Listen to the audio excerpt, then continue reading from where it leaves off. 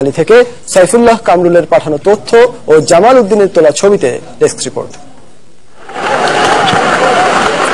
গত কয়েকদিনের টানা বর্ষণে নোয়াখালীর সেনবাগের সড়কগুলো এখন 4 থেকে 5 ফুট পানির নিচে। কেশারপাড় ও ছাতারপাইয়া ইউনিয়নে ভেঙে পড়েছে যোগাযোগ ও স্যানিটেশন ব্যবস্থা। বন্যা কবলিত এলাকায় দেখা দিয়েছে খাদ্য ও বিশুদ্ধ পানি সংকট। বন্ধ রয়েছে বিদ্যুৎ সংযোগ।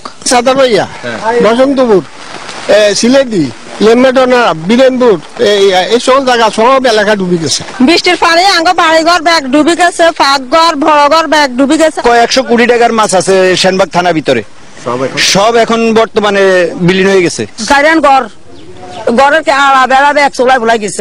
আমার 3টা গরু আছে, বাড়ির মানে ঘর থেকে বাইরের কোনো রাস্তা নাই, কোনো ঘাসও দিতে পারতেছি না। ছাতারপাইয়া বা বসন্তপুর হইতে বীরেনপুর পর্যন্ত পানি, একেবারে ফাঁকা রাস্তার উপরে পানি। বন্যার পানিতে বাড়িঘর ডুবে গেলেও এখন পর্যন্ত কোনো সরকারি সাহায্য পায়নি এলাকাবাসী। আমরা ইতিমধ্যে প্রশাসনের কাছে, উপজেলা প্রশাসনের কাছে আমরা সহযোগিতার জন্য বলেছি, কিন্তু এখন পর্যন্ত সরকারি কোনো সহযোগিতা না পাওয়ায় আমরা ইউনিয়নবাসীকে কোন রকম সহযোগিতা করতে পারছি না। রোববার উপজেলা নির্বাহী কর্মকর্তা বন্যা কবলিত এলাকা পরিদর্শন করেছেন।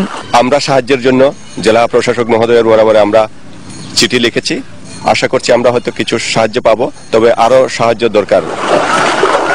গত 24 ঘন্টায় 105 মিলিমিটার বৃষ্টিপাত রেকর্ড করে নোয়াখালীর আবহাওয়া অফিস। সময় সংবাদ, নোয়াখালী।